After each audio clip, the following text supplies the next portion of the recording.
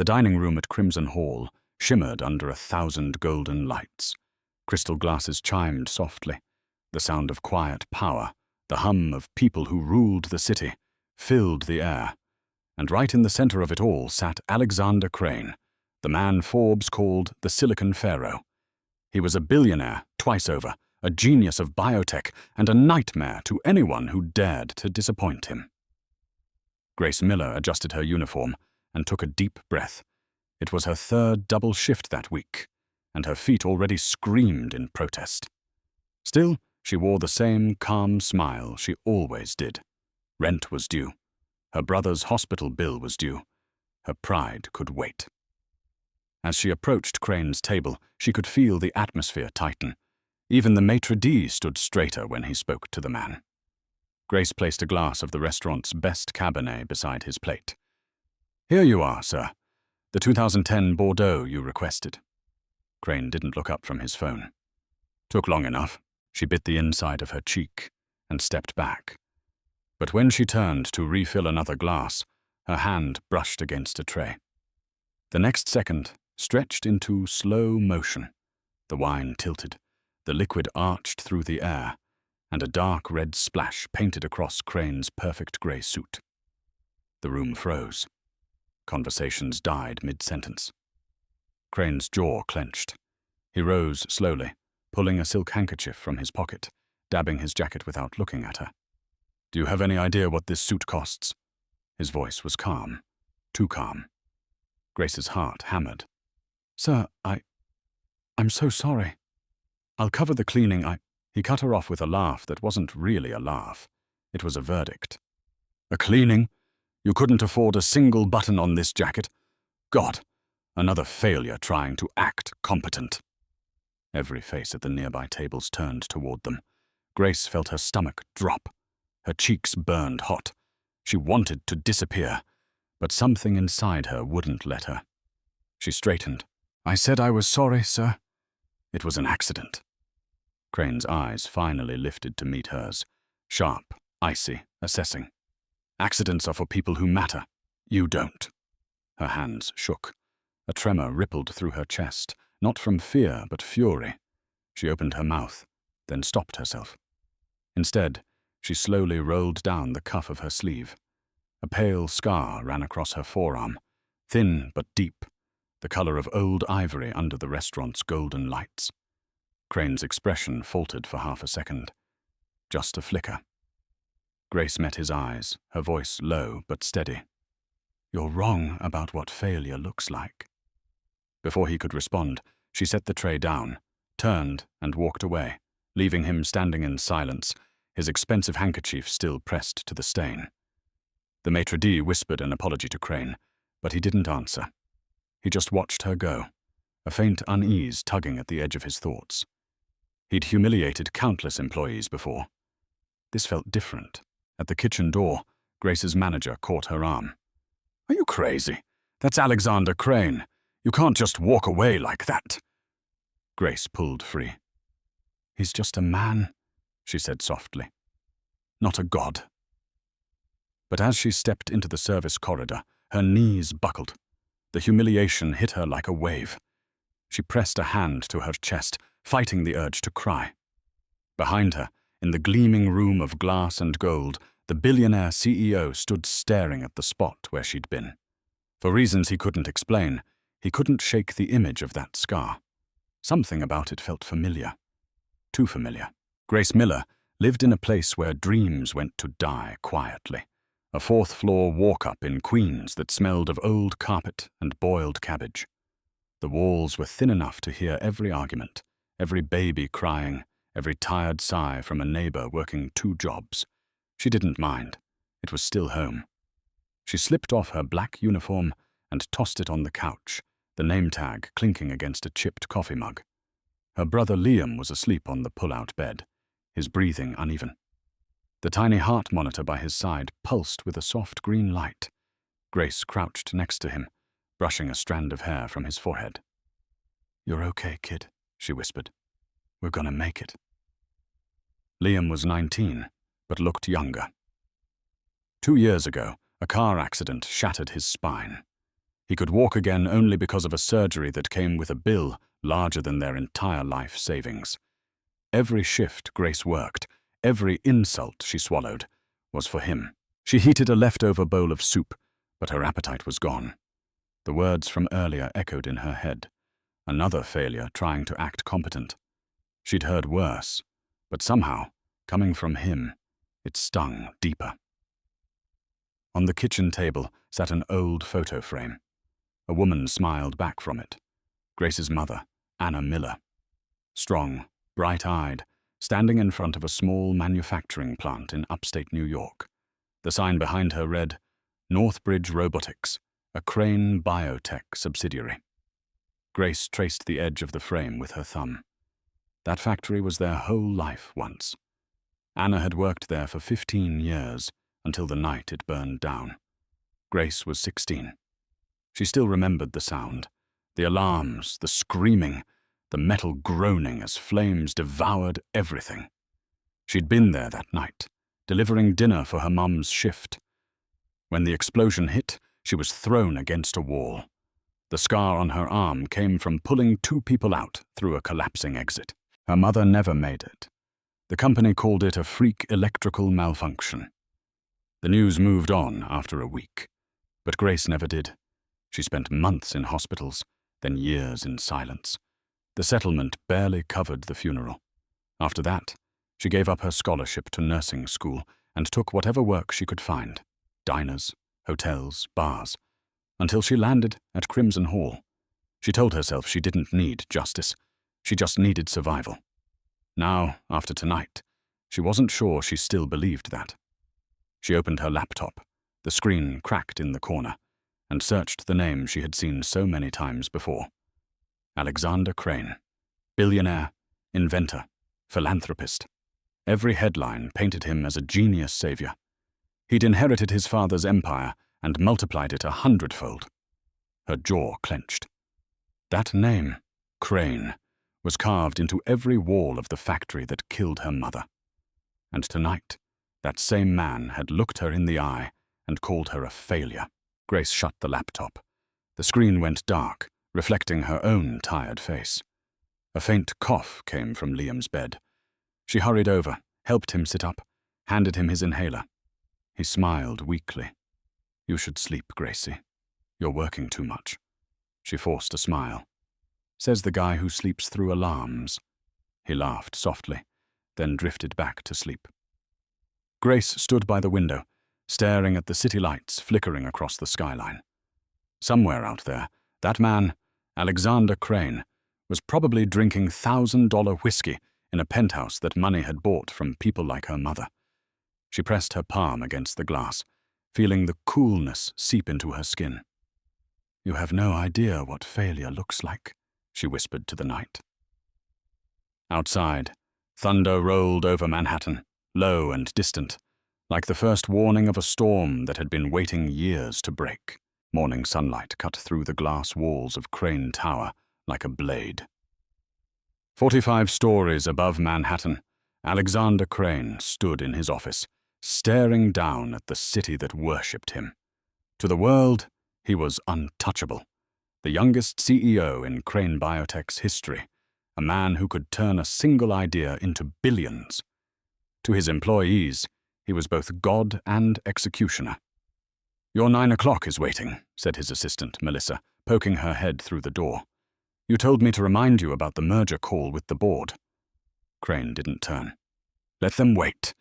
They need me more than I need them."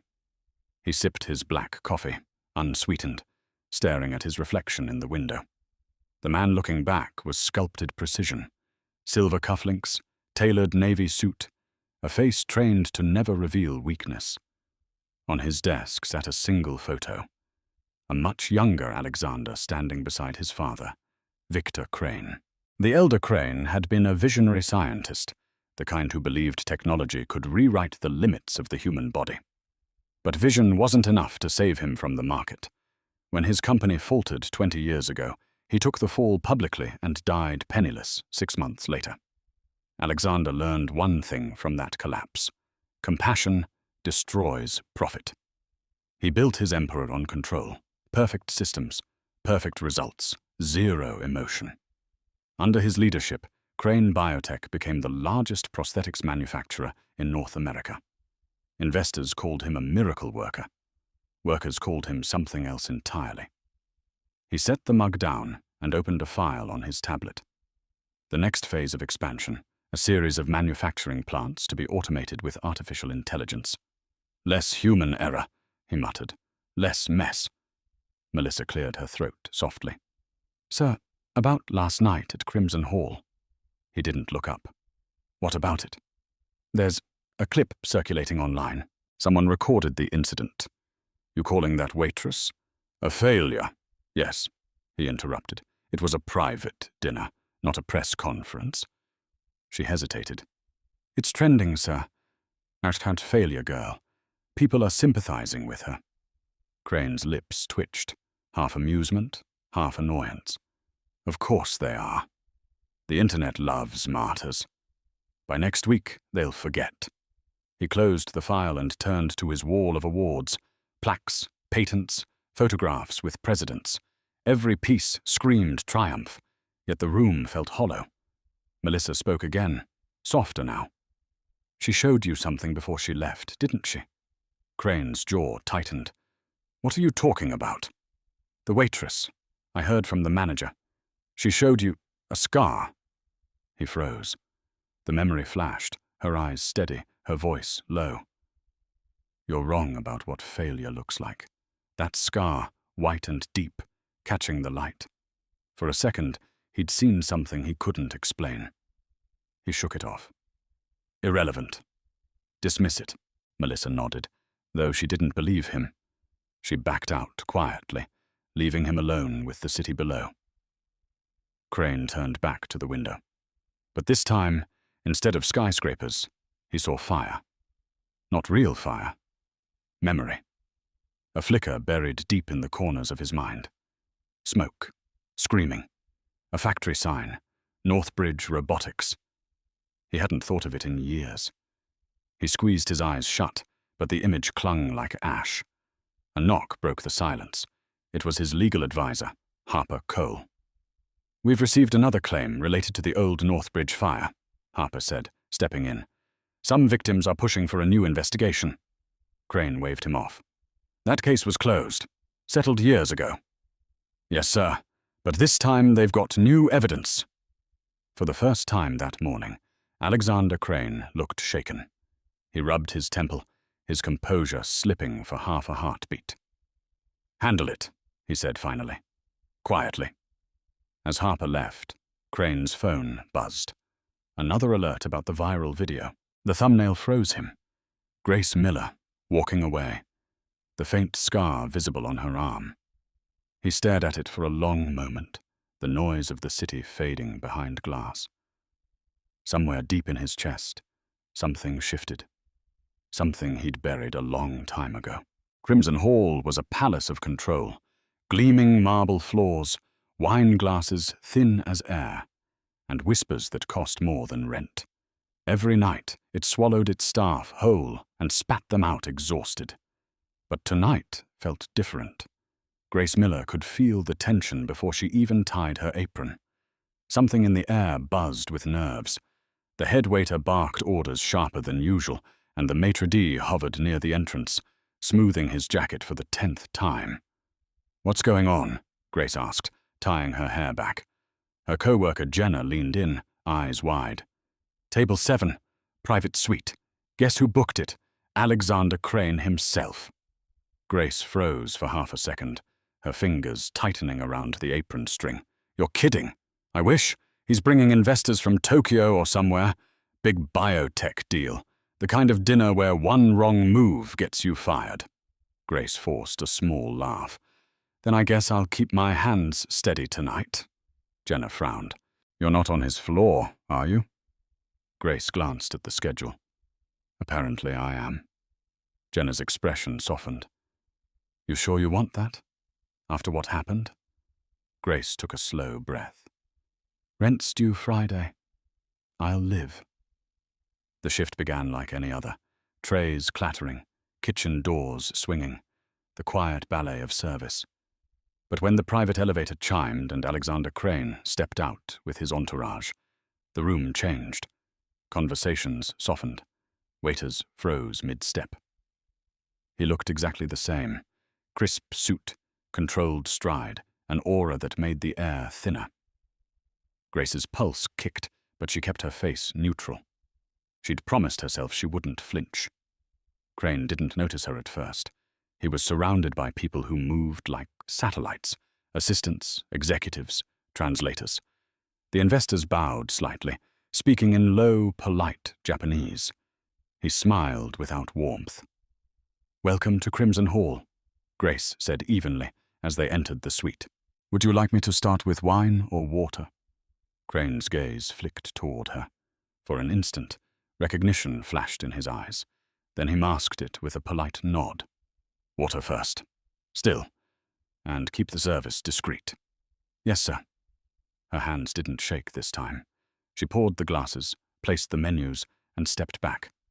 But she could feel the weight of his presence like static. The dinner stretched into hours. Grace moved like clockwork, refilling glasses, clearing plates, adjusting candles. The investors laughed politely, though the conversation was all business, markets, mergers, expansion. Crane dominated the table with effortless control. "Gentlemen, what we're offering is not just a product. It's a promise, a future where human limitation no longer exists." One of the investors, a silver-haired man named Sato, raised a brow. "And what about ethical oversight, Mr. Crane?" Crane smiled thinly. "Ethics slow innovation. Progress requires sacrifice." Grace felt her stomach twist. Sacrifice. The word hit like a punch. She thought of her mother's face, soot-streaked and still. She turned to leave, but her foot slipped slightly on a slick patch near the bar. The tray tilted, the faintest sound of glass shifting. She caught it in time, but a single drop of wine splashed onto Crane's cuff. The room fell silent again. He looked down, then up at her. The investors glanced between them, tension hanging heavy. Crane's voice was calm, but sharp as ice. "Careful. You've had enough accidents for one lifetime, haven't you?" Grace froze. Every muscle locked. He remembered. Her eyes met his, steady. "Yes, sir," she said softly. "And I'm still here." He didn't respond, just turned back to his investors. "Now, as I was saying, innovation demands precision." Grace stepped out of the suite, her pulse roaring in her ears. Jenna met her in the hall, eyes wide. "You okay?" Grace nodded faintly. He remembered. "What are you gonna do?" Grace stared at the closed door of the suite, where laughter had already resumed. "I don't know," she whispered, "but I'm not hiding anymore." Somewhere inside, a quiet fury began to burn. The night was already long, but the air inside Crimson Hall felt heavier now, thick with power, tension, and something darker. Grace had spent years learning how to disappear in a room full of rich people. But there was no vanishing from Alexander Crane. He had noticed her, remembered her, and worse, he wasn't done. As dessert service began, the mood in the private suite shifted. The investors had relaxed, loosened by expensive wine and false camaraderie. Crane poured himself another glass of Bordeaux, the kind of bottle that could pay Grace's rent for 6 months. His laugh was cool and empty, like the sound of glass breaking far away. "Gentlemen," he said, "we're not just building machines. We're building immortality." The investors murmured approval, but Sato, the silver-haired one, tilted his head. "Immortality," he repeated. "That's a dangerous word, Mr. Crane." Crane smirked. "Dangerous words are the ones worth saying." Grace refilled the water glasses, careful not to meet his eyes. But he turned toward her anyway, his gaze sharp, calculating. "Tell me," he said suddenly, "do you believe in immortality, Miss Miller, was it?" She froze. Every eye turned toward her. She forced her voice steady. "I believe people should be remembered for what they do, sir, not what they own." A small murmur rippled through the table. Sato smiled faintly, intrigued. but Crane's expression hardened. "That's a pretty sentiment," he said. "Idealistic. You'd fit right in with the people who waste their lives waiting for fairness." Grace's jaw tightened. She wanted to walk away, but her feet wouldn't move. Crane leaned back, the predator sensing weakness. "You see, Miss Miller, the world doesn't reward pity or effort. It rewards results. Failure isn't tragic. It's natural selection. You of all people should understand that." The air left her lungs. He knew exactly what he was doing. The memory of fire and smoke flashed in her mind, the factory collapse, the screams. Her voice dropped to a whisper. "You think you know me?" Crane's tone was almost playful. "I know your type. The ones who think their scars make them special. They wear tragedy like a badge, as if the world owes them for surviving it." Laughter bubbled from one of the junior investors, nervous and eager to please. Grace's face burned. She set the pitcher down a little too hard. "My scars aren't for show," she said quietly. "They're proof that your company left people to die." The words landed like a thunderclap. The room went dead still. Crane's smile vanished. "Excuse me." She lifted her sleeve. The scar glimmered under the chandelier's light, pale and unmistakable. "Northbridge Robotics," she said. 8 years ago. I was there." Sato's brow furrowed. "Northbridge? Wasn't that one of your plants?" Crane's mask cracked for the briefest second. He recovered fast, but not fast enough. "This conversation is over." Grace stepped back, her hands trembling. "You can erase reports, change names, bury the truth, but you can't bury what people remember." She turned to leave, but Crane's voice followed, low and venomous. "You're finished here. Don't ever show your face in this restaurant again." Grace didn't turn around. "Trust me, sir," she said softly. "You'll be seeing it again soon." She walked out to a hallway that suddenly felt brighter, freer, her heart pounding with fear and adrenaline. The maitre d' ran after her, whispering, "Grace, what did you just do? He's Crane. He could ruin you." She kept walking. "He already did," she murmured. Inside the suite, the silence stretched until one of the investors finally spoke. "Mr. Crane, that was quite the scene." Crane stared at his reflection in the dark window, his own words echoing back at him. "Failure isn't tragic. It's natural selection." For the first time in years, he wasn't sure which side of that sentence he belonged to. And somewhere out there, Grace Miller had just become the storm he didn't see coming. Grace didn't remember how she got home that night. She walked through the rain without an umbrella, her uniform soaked, her mind burning. Her whole body shook with anger she didn't know how to contain. She'd done what she was never supposed to do, talk back, speak truth to power. And now she'd lost her job. The apartment was dark except for the soft blue light of the TV. Liam was awake, watching some old comedy rerun. When he saw her, his smile faded. "Grace, what happened?" She tossed her apron on the floor and sank into a chair. "I think I just got fired." He frowned. "Again? You didn't—" "It's not what you think," she said, cutting him off. "It was him, that man from the news, Alexander Crane. He came back tonight, and he—" She stopped, her voice breaking. "He humiliated me in front of everyone." Liam's eyes widened. "The billionaire guy? The one who owns half the hospitals in the city?" "Yeah, that one." He sat up straighter. "What did you do?" I told him the truth. She stared at her hands. "About the fire. About Mum." Liam's expression softened. "Grace." She shook her head. I couldn't stay quiet anymore. He knew who I was, Liam. He knew. Silence filled the room, except for the hum of the refrigerator. Grace wiped her face, realizing she'd been crying. Liam reached over and squeezed her hand. "You did the right thing." "Yeah?" She gave a bitter laugh. "The right thing doesn't pay rent, doesn't buy your meds. He's probably calling every restaurant in New York to make sure I never work again." He hesitated. "So what now?" Grace stood, pacing the room. "I don't know." Maybe it's time someone made him answer for what he's done.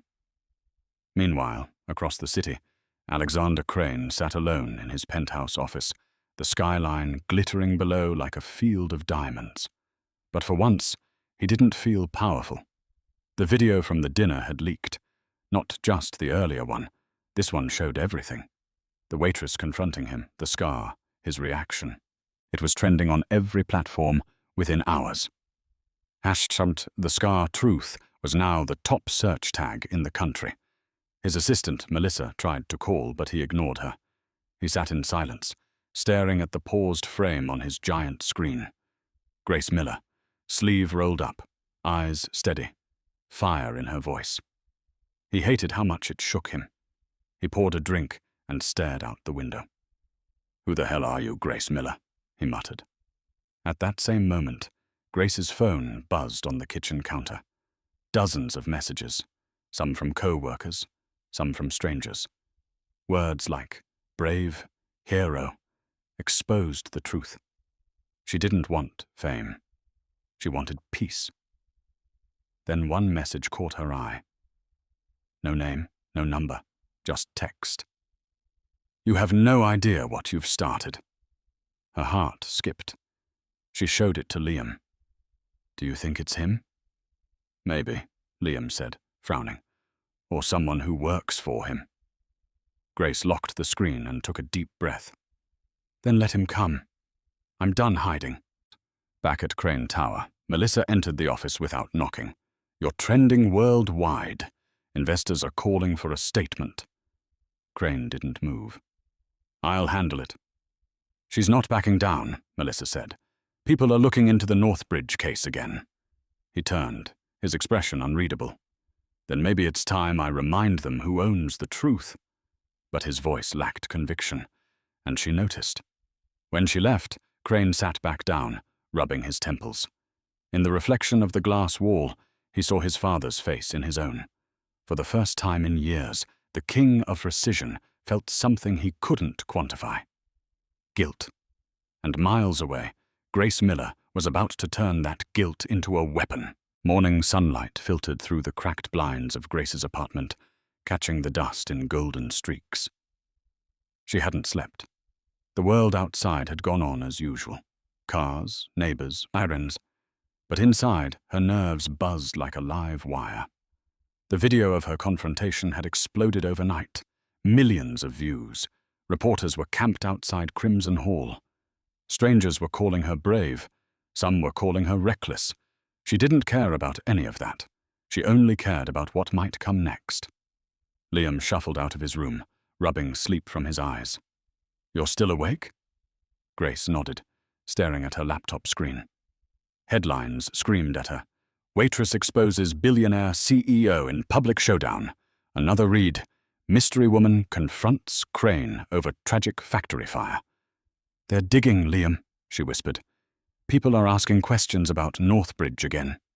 He looked at her carefully. "You wanted the truth out there, right?" "I wanted justice," she said quietly. "Not this circus." A knock at the door made both of them jump.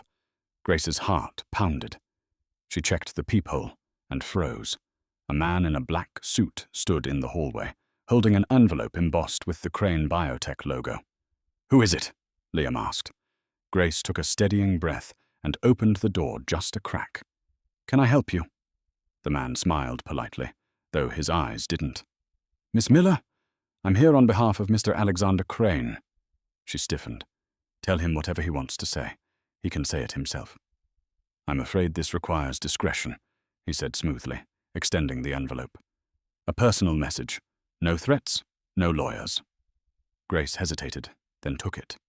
The man gave a short nod and left without another word. She closed the door and tore the envelope open. Inside was a check, her name printed neatly across it, and a number that made her knees weak. $50,000. Attached was a single note written in clean, slanted handwriting, "For the inconvenience, AC." Grace stared at it, disbelief curdling into anger. "Inconvenience?" she muttered. "He destroys lives and it's just an inconvenience." Liam peered over her shoulder. Grace, that's a lot of money. It could cover everything, my meds, the rent. She shook her head. That's exactly what he wants, to make it disappear. Without another word, she grabbed the check and ripped it clean in half. The sound was sharp, final. Liam's voice cracked. Grace, are you sure? She looked at him, her eyes fierce. You don't buy silence with blood money. The next day, she went to the small community legal center in Queens. The volunteer lawyer, a young woman named Aisha Patel, listened intently as Grace explained the fire, the victims, the company's cover-up. You have evidence? Aisha asked. Just memories, Grace said. And scars. Aisha tapped her pen thoughtfully. That might be enough. The public's already watching. If there's a chance Crane's company buried reports, someone will talk. Grace hesitated. Then let's find them. Meanwhile, at the top of Crane Tower, Alexander stared at his phone as a news alert flashed across the screen. Waitress rejects Crane's hush money. He swore under his breath. Who leaked this? Melissa, his assistant, stood in the doorway, her tone cautious. Maybe she did. Or maybe someone wants this to go public. Crane turned toward the window, his reflection pale against the glass. She doesn't know what she's playing with. Melissa folded her arms. Neither do you. People are starting to question the Northbridge Fire again. If she keeps pushing, this could blow up bigger than you can control. He didn't answer. His mind was already spinning, pulling threads he thought he'd buried long ago. Down in Queens, Grace looked out her window at the city skyline, a world built by men like Crane. She pressed her hand over the scar on her arm. You think you can buy your way out of everything, she whispered. But not this time. And far above her, in a tower of glass and gilt, Alexander Crane whispered the same name under his breath. Grace Miller. And for the first time, he wasn't sure if he wanted her silenced or saved. Grace sat in the corner of the Queen's Public Library, her laptop glowing in the dim afternoon light. The check she had torn in half still lay in her bag, a reminder of what kind of man she was up against. She had been searching for hours, bouncing between old archives, news clippings and industrial reports. Most of what she found had been scrubbed clean. But not everything. A forgotten article from a small-town paper caught her eye. Fire at Northbridge Robotics kills 6. Safety concerns raised by workers weeks prior. The text was blurry, but one line stood out. Sources claim a memo warning of faulty electrical systems was ignored by corporate leadership. Grace whispered to herself, ignored by who? The byline read, Reporter, Nathan Cole. She copied his name into a search bar. Nothing recent. He'd left journalism years ago. But a few clicks later, she found a post on a local blog. Nathan now ran a hardware store in upstate New York. She hesitated only a moment before typing a message. Mr. Cole, my name is Grace Miller. I think you wrote about the Northbridge Fire in 2015. I need to talk to you. It's important. She hit send and waited. Hours passed. Just as she was about to shut down her laptop, a reply popped up. Meet me tomorrow. Old coffee shop by the train depot. 10 a.m. Don't bring anyone. The next morning, Grace made the trip north, clutching a folder of what little she'd gathered. The air outside the depot was sharp with autumn chill. The coffee shop looked forgotten, its paint peeling, its bell rusted from rain. Inside, a man in his late 40s sat at a corner table, nursing a cup of black coffee. Grace Miller, he said when she approached. You look like your mother. Her stomach tightened. You knew her? He nodded slowly. Anna was one of the first to report the electrical problems. She came to me 3 weeks before the fire. Said her supervisors refused to shut down production because the orders were too important. Grace's throat went dry. And who gave that order? Nathan's expression darkened. Back then it was Victor Crane, Alexander's father. But I've seen internal memos since. The son took over after his father's health declined. He signed off on keeping the lines running. She gripped the edge of the table. You have those memos? He gave a humorless laugh. Had them. Corporate lawyers seized everything. The story got buried, and I lost my job. But you must have copies, she pressed. He studied her for a long moment, then slid an old flash drive across the table. I kept one backup. Don't ask how. Her hands trembled as she took it. Why are you giving this to me now? He leaned forward. Because I've been waiting for someone like you. Someone they can't buy or scare off. Grace swallowed hard. What if they come after me? They already have, he said quietly. But truth has a way of surviving, if you're brave enough to carry it. Back in the city, Alexander Crane sat in his penthouse, watching the stock ticker bleed red. His PR team was in chaos, his investors furious. Someone's leaking internal records, Melissa told him, sliding a file onto his desk. Old safety documents from Northbridge. If they're authentic, they could ruin us. Crane's hands clenched into fists. Find out who's behind it. Melissa hesitated. We already did. It's her. He looked up, his jaw tightening. Grace Miller. She's working with someone who used to report on the case, Melissa said. They're building something. Maybe a lawsuit. Maybe worse. Crane turned to the window, the skyline reflected in his cold grey eyes. Then she's forcing me to remember what I swore I'd forget. Grace, meanwhile, sat on the train ride home, staring at the flash drive in her hand. The metal felt heavy, almost sacred. Inside it lived everything she'd been searching for. Proof, truth, justice. And she knew exactly where she would use it. Because this time, the story of Northbridge wouldn't be buried. It would burn. Rain came down in thin silver sheets over Manhattan, blurring the glow of skyscrapers and car lights. Grace sat at her kitchen table, the flash drive from Nathan plugged into her laptop. Folders opened one by one, internal emails, inspection reports, a safety memo signed by A. Crane.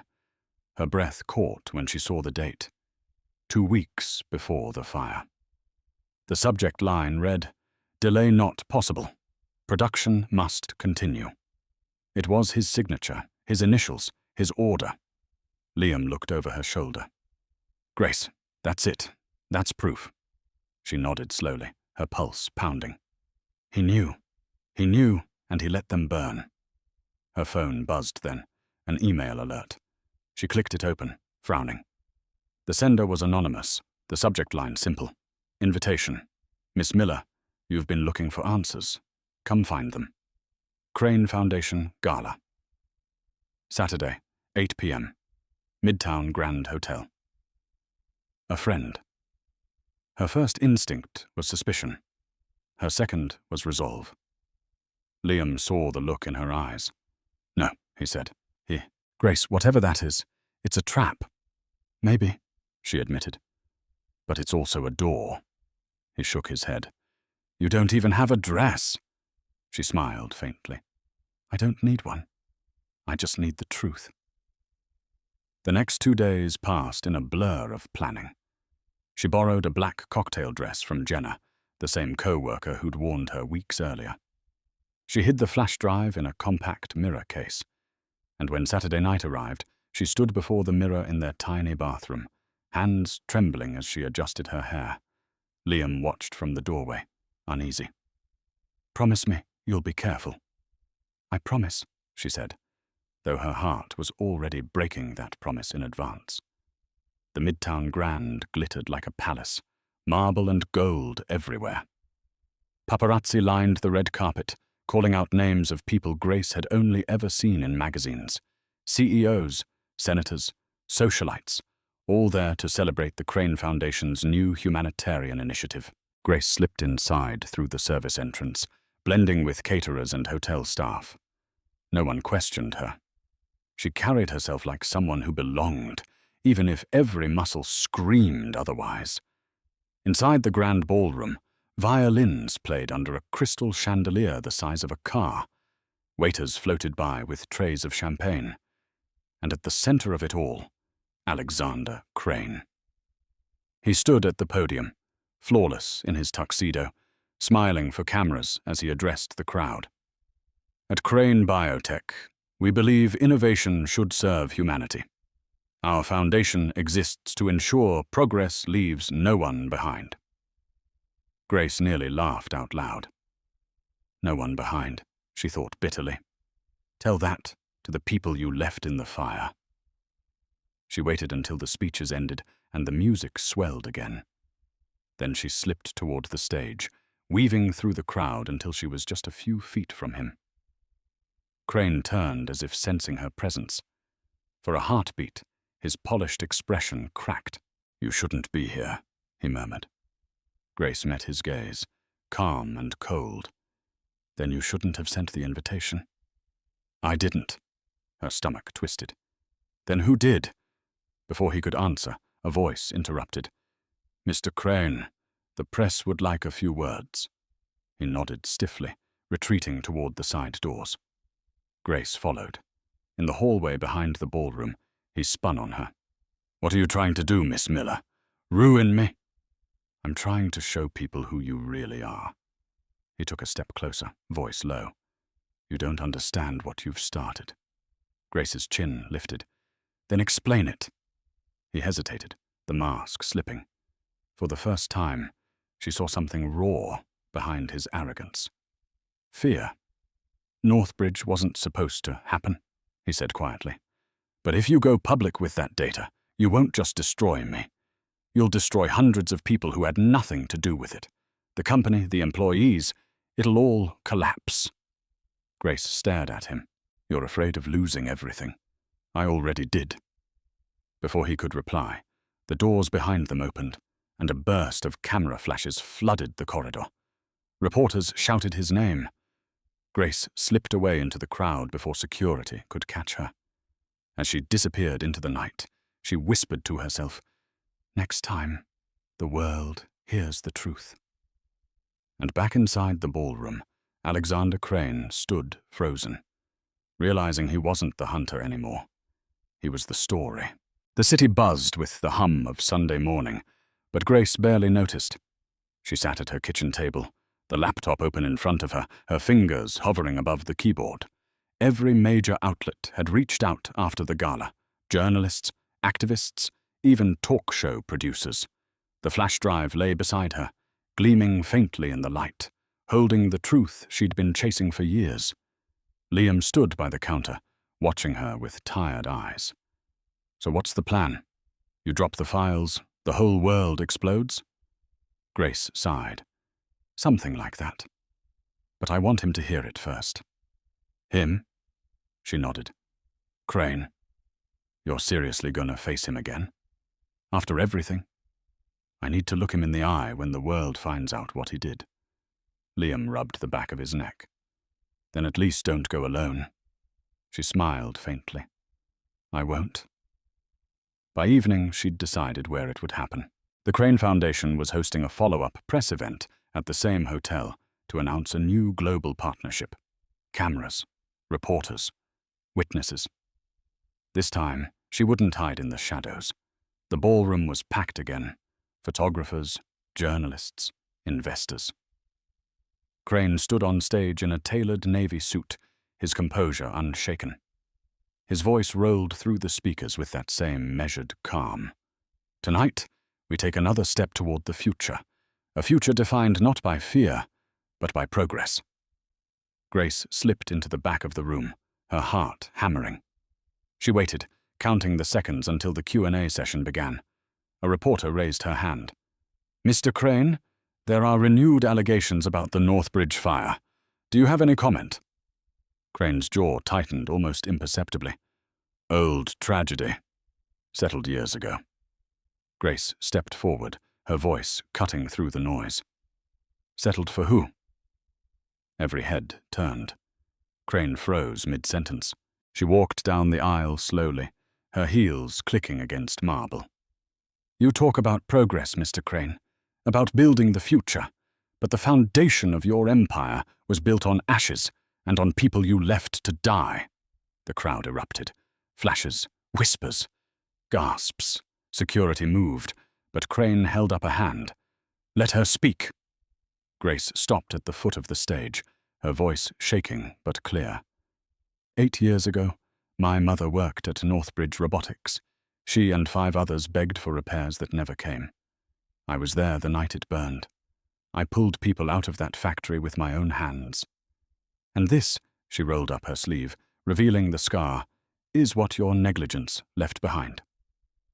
Cameras exploded with light. Crane's face had gone pale. You don't know what you're saying. Oh, I do, she said, holding up her phone. Because I have proof, emails, reports, all signed by you. A ripple of shock tore through the room. Sato, the Japanese investor from the earlier dinner, rose from his seat, his voice grave. Crane, is this true? Crane's mouth opened, then closed. For the first time, words failed him. Grace's voice softened, but every syllable cut like glass. You called me a failure. You said people like me don't matter. But the people you left behind, they're the reason you built your fortune. You profited off their deaths. Security finally stepped closer. A publicist shouted for the press to leave, but it was too late. The live feed was already streaming. Millions were watching. Grace turned to go, her job done. But before she reached the door, she heard him call out. Hoarse, desperate. Grace! She stopped, looking back. Crane's face was a storm of guilt and disbelief. I didn't know it was you. Her eyes met his, unflinching. It never mattered who it was, Mr. Crane. That's the problem. And then she walked out, leaving the crowd in chaos and the billionaire alone on his stage. The truth was finally out, and the empire that once felt untouchable had just begun to fall. The world erupted overnight. By morning, the video of Grace confronting Alexander Crane had been replayed on every major network. Headlines screamed, "Waitress exposes billionaire live on stage." Analysts debated, lawyers speculated, and millions of viewers argued online about the meaning of justice. Grace didn't watch the news. She sat by her apartment window, staring out at the skyline. She felt hollow, like the adrenaline had drained out of her body, leaving only silence. Liam sat beside her, scrolling through his phone. You're trending everywhere, he said quietly. People are calling you the face of accountability. Grace gave a tired laugh. Funny. I don't feel like a hero. I just feel tired. He leaned forward, showing her a clip. Look, he walked off stage. They say Crane collapsed right after you left. She froze. Collapsed? Liam nodded. Stress, maybe. Or guilt. For a moment, she felt a flicker of pity. Then she pushed it away. He can face whatever comes. I'm done feeling sorry for him. But she wasn't done. Not yet. Down in Midtown, Alexander Crane sat alone in his office. The blinds were drawn. The press conference room downstairs was chaos. Reporters shouting, shareholders demanding statements, lawyers whispering damage control. But he heard none of it. On his desk lay a printout of Grace's scar, captured in a viral photo, the pale mark under the bright ballroom lights. He stared at it like it was a wound on his own soul. Melissa stood in the doorway, hesitant. Sir, the board's calling for your resignation. Crane didn't look up. And if I refuse, they'll vote you out. He nodded slowly. Of course they will. Melissa hesitated again. Was it true, what she said? He finally looked at her, his voice low. Yes. And no. I don't understand. Crane exhaled, his hands trembling slightly. Northbridge was supposed to be a prototype facility. My father was already sick. I took over the expansion project, but the systems weren't stable. When the first reports of electrical faults came in, I signed off to delay maintenance. Production quotas, investors, it all felt more important than people I didn't even know. Melissa's expression softened. And then the fire. He nodded. We called it an accident. I told myself it was just bad luck. But it wasn't. It was my decision. Silence filled the room. Find her, he said suddenly. Grace Miller? Yes. I need to talk to her. No lawyers. No cameras. Grace didn't expect the call. When her phone buzzed that evening, she nearly ignored it. But when she saw the name, she froze. Alexander Crane. She answered, her voice guarded. How did you get this number? I have resources, he said quietly. Please, meet me. 1 hour. No press. Why would I? Because you deserve to hear the truth from me, not from headlines. Against her better judgment, she agreed. They met in a small park just outside the city, neutral ground. The rain had stopped, leaving the air heavy and clean. Crane arrived without his usual entourage, dressed simply, his face drawn and tired. You look different without the cameras, she said. He gave a weary smile. You look stronger without the fear. She folded her arms. Say what you came to say. Crane took a slow breath. You were right. About the fire. About everything. I signed that memo. I ignored the warnings. I killed those people, even if I never meant to. Grace's throat tightened, but she said nothing. He looked at her scar, his voice breaking. I see that mark every time I close my eyes now. I thought success would erase my father's failures, but all I did was repeat them. She blinked back tears she didn't want to shed. So what do you want from me? Forgiveness? No, he said softly. Just a chance to make it right. She studied him, searching for sincerity, and for the first time, she saw not a billionaire, but a man drowning in the weight of his own choices. I don't believe you can fix this, she said, but I do believe you can face it. Crane nodded slowly. Then I'll start there. And as they stood beneath the quiet streetlight, the distance between guilt and justice began to narrow, one truth at a time. The next 48 hours tore through the world like a storm. News outlets dissected every second of the confrontation. Talk shows debated Grace's courage, the company's corruption, and the fall of a modern titan. Hashtags multiplied. #Crane collapse. #ScarTruth. #Justice for Northbridge. Grace barely slept. Each time she closed her eyes, she saw the fire again, her mother's face, the heat, the screams. But this time, the nightmare ended differently. She saw the crowd at the gala, the flash of cameras, Crane's stunned expression. She wasn't powerless anymore. Still, victory didn't feel clean. Fame came with noise. Strangers sent her flowers. Others sent threats. People called her a hero, a liar, a saint, a fraud, all in the same breath. The world had opinions. She only wanted quiet. Liam found her sitting on the fire escape at dawn, coffee mug in her hands. You should eat something, he said. She shook her head. Can't. Every time I think it's over, another headline pops up. He crouched beside her. Maybe it's not supposed to be over yet. Maybe this is just the start. Grace managed a faint smile. You sound like Mum. He laughed softly. Guess one of us has to. Across town, Alexander Crane's empire was bleeding out. His company's stock dropped 20% in 2 days. The board had frozen his accounts, pending an internal investigation. His phone wouldn't stop buzzing. Lawyers, investors, reporters. But he couldn't bring himself to answer.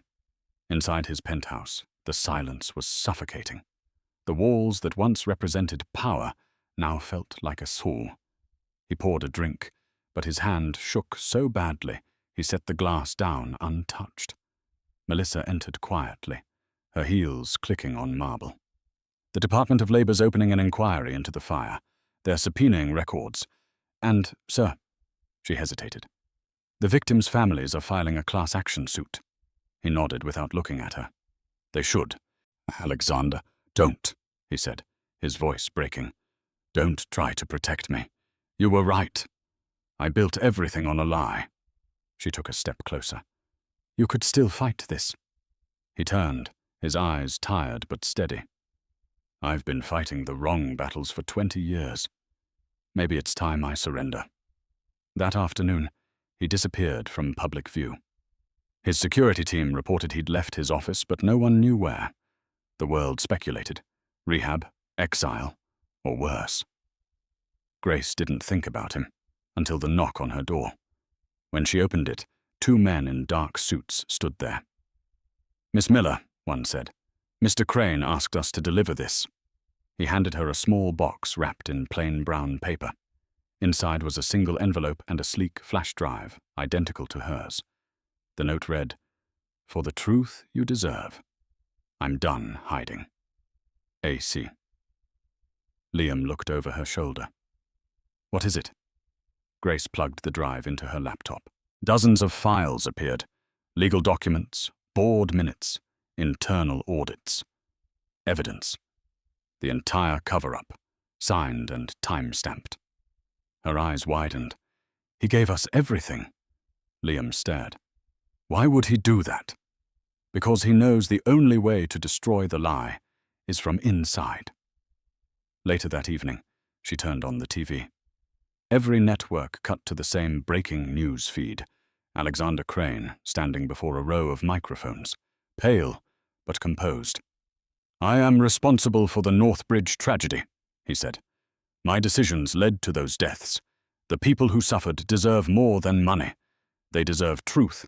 I will cooperate fully with investigators.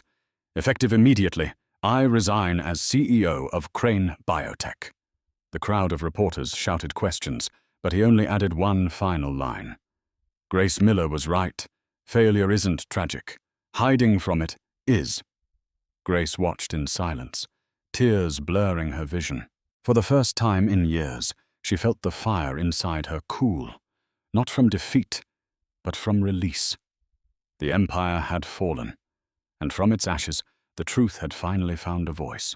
The news of Alexander Crane's confession shattered the business world like glass. Overnight, Crane Biotech's value dropped by half. Reporters camped outside the company's headquarters, shouting questions about justice, ethics, and redemption. Former employees began speaking up, stories of ignored warnings, unsafe conditions, and threats to stay silent. The empire that once looked untouchable was cracking from the inside. But for Grace, the chaos felt strangely calm. The world was spinning, yet she finally stood still. She spent her days answering calls from investigators, survivors, and journalists. At night, she'd sit by Liam's bed, watching him sleep, wondering how a girl who once waited tables could now be the face of a corporate reckoning. Still, she couldn't shake the thought of him. Alexander Crane had vanished from public view after his statement. No one knew where he'd gone, until an email arrived in her inbox. "Grace, I don't expect forgiveness, but I have something you need to see. If you still care about the truth, meet me. AC." The address was a facility on the outskirts of the city, the old Northbridge site, long abandoned. Liam warned her not to go. "Grace, this guy built an emir out of lies. What makes you think he's not setting you up?" She looked at the scar on her arm. "Because liars don't confess on national television. He's trying to end something." That evening, she took the train north. The factory still stood, hollow and broken, its walls charred and covered in ivy. The air smelled faintly of rust and old smoke. Inside, the echo of her footsteps was swallowed by silence. Then she saw him. Alexander Crane stood in the middle of the ruined floor, dressed simply, jeans, jacket, no armor of wealth left to hide behind. He looked older, thinner, but there was clarity in his eyes that hadn't been there before. "You came," he said quietly. "Why here?" she asked. "Because this is where it all started, and where it needs to end." He handed her a folder. "These are the final reports. Names, dates, everything the board covered up after the fire. I kept one copy, but it doesn't belong to me anymore." Grace opened it. Pages of evidence stared back. Signatures, memos, payments to silence families. "You could have destroyed this," she said. "I did once," he admitted.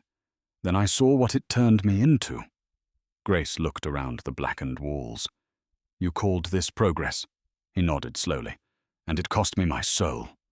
For a moment, neither spoke. The wind hissed through the broken windows. Finally, Grace said, "So what now?" "I'm meeting with federal investigators tomorrow," he said. "I'm turning everything over. The company will be dissolved, and the assets used to compensate every family we hurt, including yours." Grace's breath caught. "That's not what I wanted." He met her eyes. "It's what should have happened 8 years ago." She studied him. "Why tell me all this? Why not just disappear?" "Because disappearing is what cowards do," he said simply. "And I've been a coward long enough." Grace closed the folder, her heart heavy but steady. "Then do it right this time. Don't let them spin your confession into another performance." "I won't," he said. "But there's one more thing." He reached into his pocket and pulled out a small locket, tarnished silver, slightly dented. "Your mother dropped this the night of the fire. I found it when the investigators combed the site. I didn't know who it belonged to until I saw you." Grace took it in trembling hands, tears welling. Inside was a faded picture. Her mother, smiling, holding a baby wrapped in a blanket. She whispered, "You kept this?" "I couldn't throw it away," he said. "Maybe I didn't want to forget what I'd done." For the first time, Grace didn't see a monster. She saw a man trying to crawl out of his own ruin. "Tomorrow," she said softly, "the world will know the rest. After that, you'll have nothing left." Crane nodded. "Maybe that's the only way to start again." And as they stood among the ashes of the past, the line between punishment and redemption began to blur. The city was quiet that night, as if holding its breath. A fine mist blurred the skyline, and the lights of Crane Tower shimmered like ghosts in the fog. Grace stood across the street, staring up at the building she once thought was untouchable. Tonight, Alexander Crane had asked to meet her there, on the rooftop where his emir began. Liam had begged her not to go. "Grace, he's confessed. He's giving everything up. You don't owe him anything." But she couldn't shake the feeling that this meeting wasn't about owing. It was about closure. She took the private elevator to the top floor. The doors slid open to reveal the rooftop garden, once reserved for corporate celebrations. Now it was deserted. The rain had stopped, but the air smelled of steel and wet earth. Crane stood by the edge, looking out over the city. He wasn't wearing a suit, just a grey sweater and dark slacks. For the first time, he looked like any other man, small against the skyline he once commanded. "You always liked high places, didn't you?" Grace said softly as she stepped closer. He turned, faintly smiling. "Perspective helps. Up here the noise fades. You can almost believe you're above it all." "Not anymore," she said. "No," he agreed. "Not anymore." They stood in silence, the hum of traffic far below like a heartbeat. "I'm meeting with the federal investigators in the morning," he said. "I've signed the transfer of all company assets into a restitution fund. It's over." Grace folded her arms. "And what happens to you?" "I'll testify, serve whatever sentence they decide. Maybe prison, maybe just obscurity." He gave a short, bitter laugh. "Either way, it's more honest than the life I've lived." She studied him. The arrogance was gone, replaced by something quieter. Remorse, maybe, or exhaustion. "Why tell me here?" "Because I started my empire on this roof," he said. "The night we launched our first prototype, my father told me something I never forgot. He said, 'Never look down, Alexander. The second you do, you'll fall.'" He turned to her. "He was wrong. You can't see the truth until you look down." Grace moved closer, her voice steady. "Truth isn't just looking down. It's owning what you see." He nodded. "I've spent years pretending people like you didn't exist, people who remind me the cost of ambition. When I called you a failure that night, I was talking to myself." For a long moment, the wind filled the silence between them. Grace's voice softened. "Do you regret it?" "Every second," he said. "But regret doesn't rebuild what I burned." She looked at him, her heart torn between anger and pity. Then stop talking about what you can't fix and start with what you can. He met her eyes, something vulnerable flickering there. You think there's still something worth saving? I think people can choose who they become after the fall, she said. That's all any of us can do. A faint smile crossed his face. You sound like someone who believes in redemption. I believe in consequences, she replied. Redemption's what you build after you face them. He turned back towards the city, the skyline shimmering in the rain. You remind me of her, he said quietly. Your mother. She believed people could change too. Grace felt her chest tighten. Then you should have listened to her. He nodded. I'm listening now. For a moment, neither spoke. Then Crane stepped forward and extended his hand. Whatever happens after this, thank you for not letting me hide. Grace hesitated, then shook it. His hand was cold, but steady. As she turned to leave, he said softly, Grace, if you ever wonder whether what you did mattered, look at what happens next. She didn't answer. She just walked away, down the elevator, down the tower that no longer belonged to him, and behind her, on that rooftop in the fog, Alexander Crane finally looked down, seeing the city not as his, but as something he'd nearly destroyed and was now learning, too late to love. Morning sunlight spilled across the city, washing the skyline in gold. News anchors were still buzzing with the fallout of Alexander Crane's confession, but for once, the tone had shifted. Headlines that once read fallen billionaire now whispered the man trying to make it right. Grace watched from the tiny TV in her kitchen, arms folded, unsure what to feel.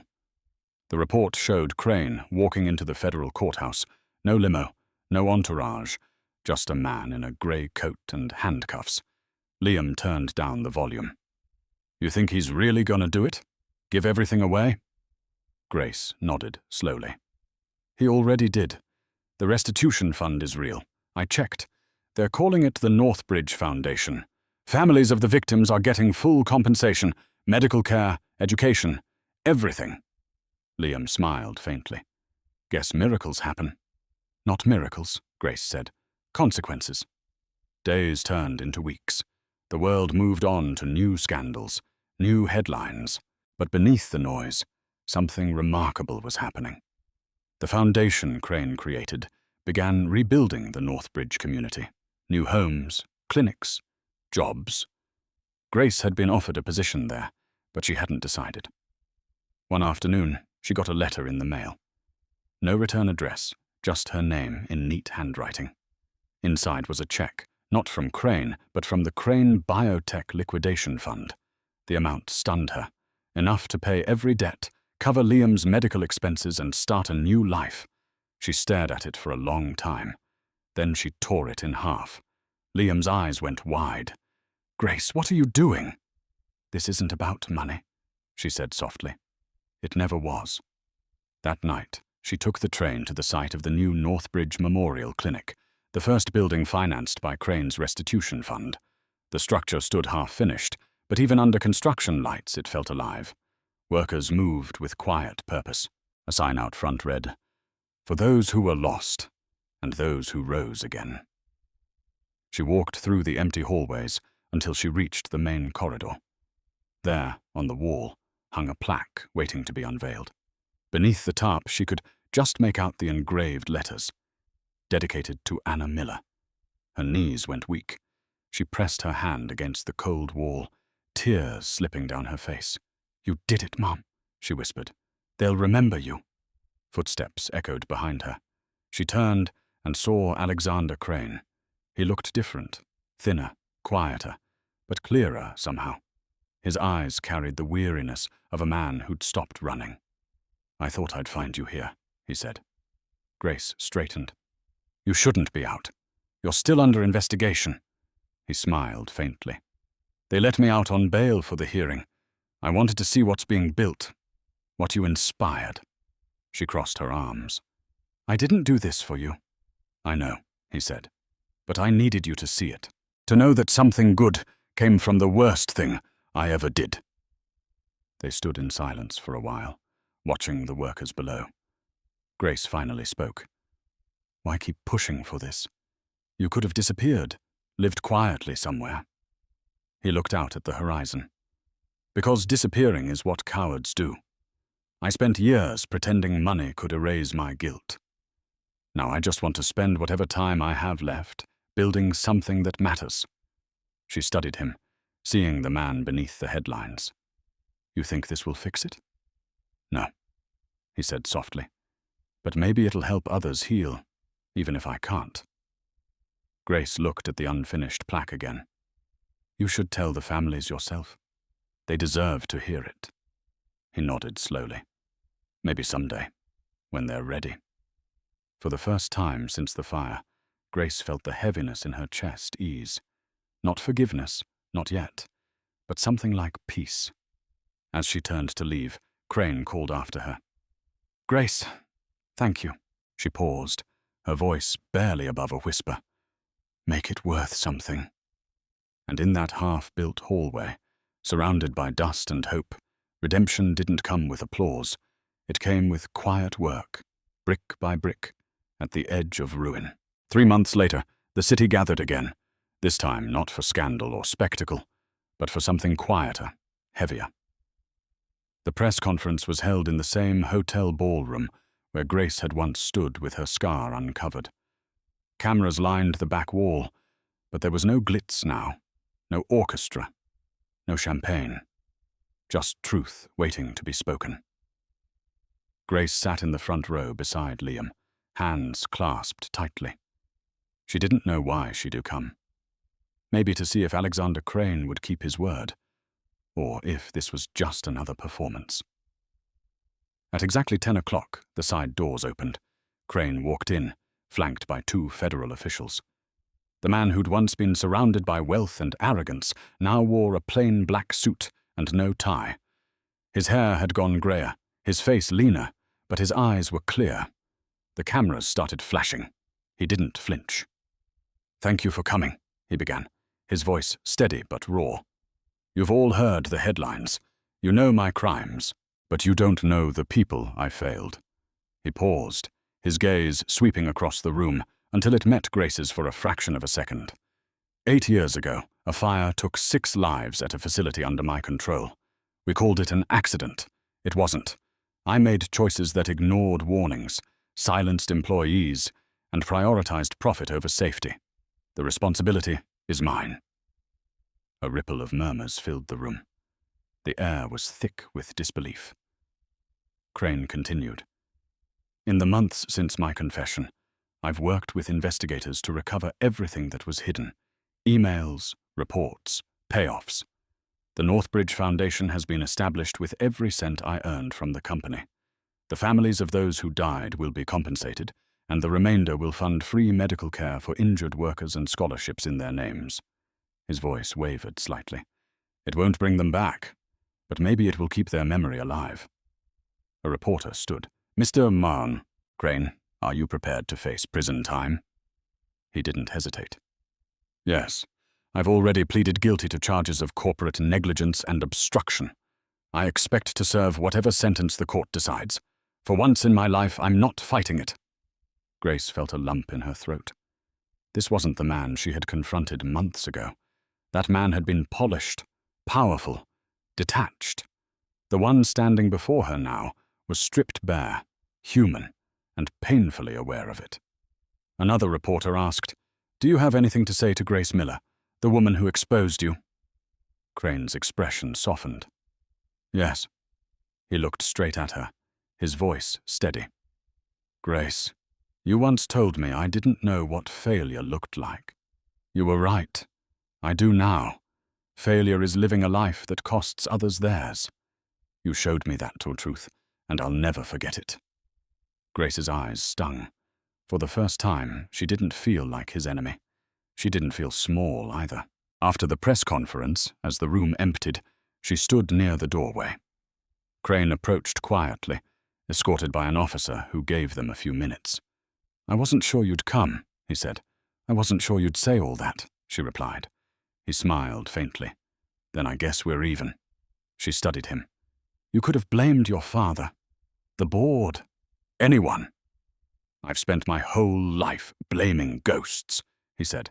It's time to stop. Grace nodded slowly. You kept your promise. He looked down, then back at her. It's your story now, not mine. Just make sure it ends better than it started. She gave a small, genuine smile. Maybe it already has. As the officers led him away, Crane turned once more. Their eyes met, a silent exchange that needed no forgiveness, just acknowledgement. Outside, reporters swarmed the steps. Grace stepped past them without speaking, the noise fading behind her. The truth had finally been spoken, not by force, not through vengeance, but through choice.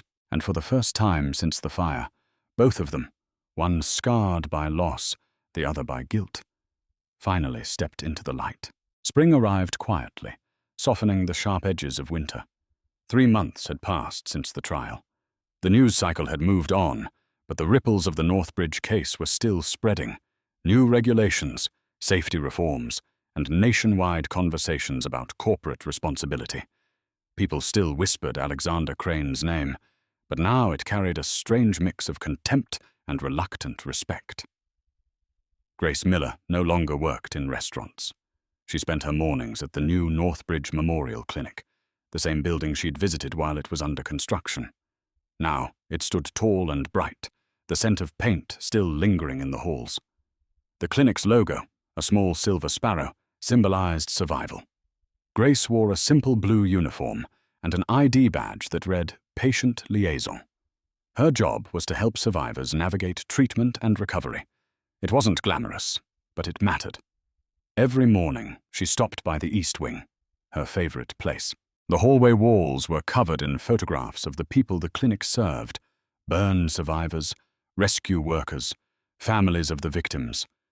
At the end of that hallway hung a bronze plaque, in memory of Anna Miller and the Northbridge. 6. Because truth can rise from ashes. She'd stand there for a moment before starting her shift, touching the edge of the plaque lightly with her fingers. It grounded her.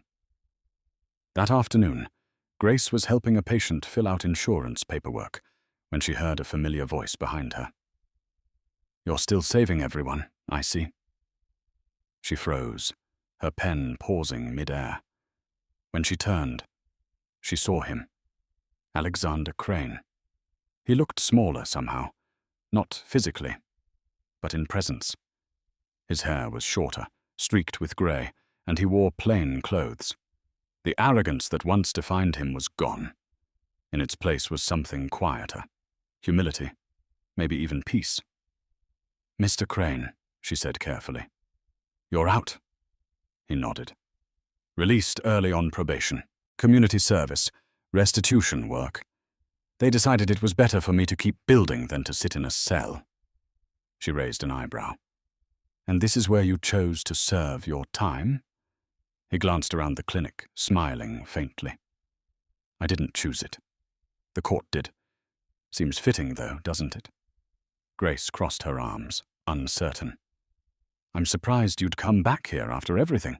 I wanted to see what I helped destroy, and what you helped rebuild, he said. I heard you were working here. You've made this place into something real. It wasn't just me, she said quietly. It was everyone who refused to stay silent. He nodded. Still, without you, none of this would have existed. She looked at him, studying the lines on his face. For the first time, she saw no trace of the man who had once called her a failure. I'm not here for forgiveness, he said softly. I don't expect that. I just wanted to help, however you'll let me. Grace hesitated. You want to volunteer here? Doing what? Whatever they'll give me, he said simply. Sweeping floors, cleaning windows. I don't need to be in charge of anything ever again. Something inside her shifted. She saw sincerity, not performance, not guilt, but real change. She motioned toward a broom leaning against the wall. Then start with that. The east corridor always needs sweeping. A small smile tugged at his lips. Yes, ma'am. He picked up the broom and began to work quietly, moving with a kind of rhythm, measured, almost meditative. Grace watched for a moment, then turned back to her desk. But she couldn't help glancing his way now and then, watching a man once defined by pride now finding purpose in humility. Later, as the sun dipped below the horizon, Crane paused by the plaque on the wall. His fingers brushed the engraved letters. Anna Miller. He whispered, almost to himself, "I'm sorry." Grace heard him, but she didn't interrupt. She didn't need to. Some things were better left in the stillness between two people who finally understood each other. And in that quiet clinic built from ashes, healing didn't come from miracles. It came from work, from truth, and from two souls finally standing on the same ground. Summer came gently that year, warm and forgiving. The Northbridge Memorial Clinic was finally complete, filled with the hum of machines and the steady rhythm of hope. Grace had grown into her new life there. She wasn't just the woman who exposed a billionaire anymore. She was Grace Miller, the person who helped survivors rebuild theirs. Each morning, she'd see Alexander Crane sweeping the hallways or fixing broken equipment. The staff treated him like any other volunteer, though some still whispered when he passed. He never seemed to mind. He arrived early, left late, and never once asked for recognition. One afternoon, Grace found him sitting in the garden behind the clinic, his sleeves rolled up, dirt on his hands. He was planting flowers along the fence, simple daisies and marigolds. "You missed a spot," she said, leaning against the doorway. He looked up, a faint grin tugging at his lips. "You mean this one?" He pressed another seed into the soil. "I'm saving that space for something special." She crossed her arms. "You've changed, you know." He chuckled. "That's what guilt does. It either crushes you or remakes you." Grace tilted her head. "And which one happened to you?" He looked up at her, his eyes softer now. "Maybe both." For a moment, they just stood there, the breeze moving gently between them. "I wanted to give you something," he said, wiping his hands on his jeans. He reached into his bag and pulled out a small velvet box. She frowned. "If that's money, you can keep it." "It's not," he said quietly. "Just open it." Inside was a folded envelope and a silver key on a delicate chain. She glanced up. "What is this?" "The envelope contains documents for a scholarship fund. In your name. The Grace Miller Medical Grant. It'll pay for full tuition and housing for anyone studying nursing or trauma care. People who want to help like you do." She stared at him, speechless. "Why?" "Because you were supposed to be a nurse," he said. "And because I took that from you. I can't give back the years, but maybe I can help someone else chase what you lost." Her throat tightened. "I don't know what to say." "Say you'll let me do this," he said softly. "Say you'll forgive me.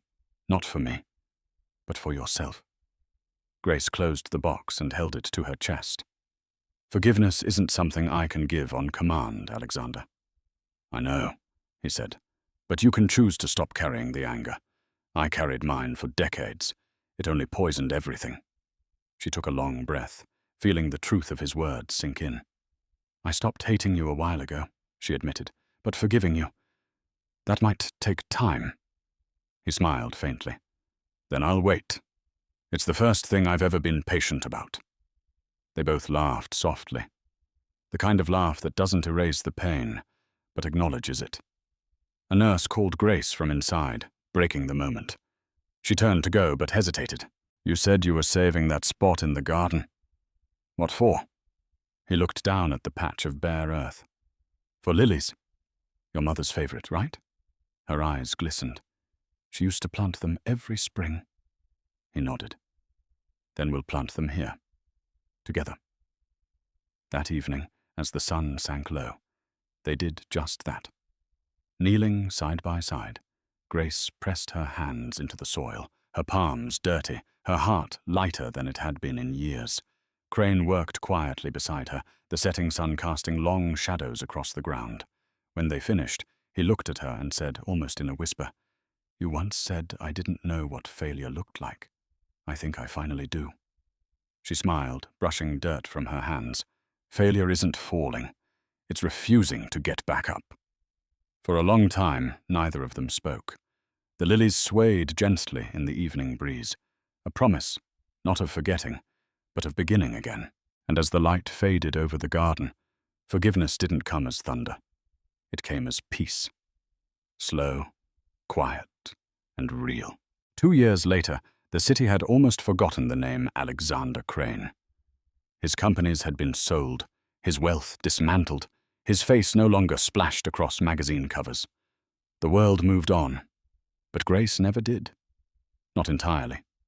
Life had settled into something quiet, something steady. She'd gone back to school with help from the scholarship fund that bore her name. Every week, she balanced her classes at the university with her work at the clinic. And every morning, when she tied her hair back and slipped on her badge, she still felt her mother's spirit in every hallway. The scar on her arm had faded over time, just a thin white line now. But she never covered it. She wore it, like truth. On a bright spring day, Grace stood on stage at the university auditorium, a sea of students watching her. It was the first day of the new academic year, and the dean had asked her to give the welcome speech to the incoming class. She took a breath and smiled nervously into the microphone. "I'm not a professor," she began. "I'm not an expert in medicine, at least not yet. I'm just someone who's learned that healing doesn't always start in a hospital. It starts when someone decides the past doesn't get the last word." The students listened closely, some nodding. She continued, her voice steady. "You're all here because you believe in helping others, but there's something no textbook can teach you. Every scar has a story, and those stories, the painful ones, are what make you stronger. Scars don't mean you failed. They mean you survived." A wave of quiet applause moved through the room. In the back row, near the exit, sat Alexander Crane. No one noticed him. He looked older now, wearing simple clothes and a cap pulled low. His hands were folded, a faint smile on his face. Grace didn't see him at first. She kept speaking, her voice gaining warmth. "I used to think my scar was a curse, a mark that reminded me of everything I'd lost. But now I see it differently. It's proof that I got up again, that people can change, even the ones who caused the pain." Her gaze drifted toward the back, and that's when she saw him. For a moment, her voice faltered, but she didn't stop. "So when life tests you," she said, smiling softly, "remember this. The hardest battles aren't the ones we fight with others. They're the ones we fight within ourselves. And if you keep standing, no matter how many times you fall, that's what makes you whole." The room erupted into applause. Grace stepped back from the microphone, blinking away tears. After the ceremony, she walked outside, the air warm and sweet with spring. Students passed by laughing, full of dreams and plans. Then she saw him standing near the garden by the steps. "Didn't expect to see you here," she said, approaching. He smiled faintly. "I didn't expect you to spot me. You were always too observant." Grace folded her arms. "You could have come up and said something." "I didn't want to interrupt," he said. "You were doing fine without me." She looked at him for a long moment. "How's life treating you?" He shrugged. "Simple. I volunteer 3 days a week at the clinic. Spend the rest helping rebuild Northbridge. The town's growing again." "That's good," she said quietly. He glanced at her arm. "Still wearing the scar proudly, I see." She smiled. "It's a reminder of who I was and who I decided to become." He nodded slowly, emotion flickering behind his eyes. "You turned it into something powerful." "I learned from the best teacher," she said. "Pain." They stood there in Sonarsun, surrounded by laughter and sunlight. The weight between them wasn't heavy anymore, just history. "Goodbye, Grace," he said softly. She smiled. "Not goodbye, just see you around." As he walked away through the campus crowd, she looked down at her arm. The scar caught the light for a second, glowing faintly against her skin. And for the first time, she didn't see damage. She saw strength. The kind that never fades, only transforms. Autumn came back around, cool and golden, like the city had taken a long breath after years of holding it. The leaves fell softly around the new Northbridge Memorial Clinic, now fully open, its glass windows reflecting a sky washed clean.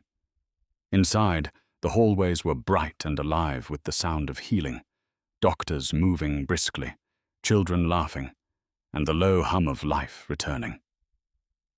Grace Miller walked those halls in a white coat now, her ID reading Dr. Grace Miller, trauma specialist. It had taken her years, long nights, long shifts, and longer memories. But she'd made it. Not just for herself, but for everyone who had ever been told they weren't enough.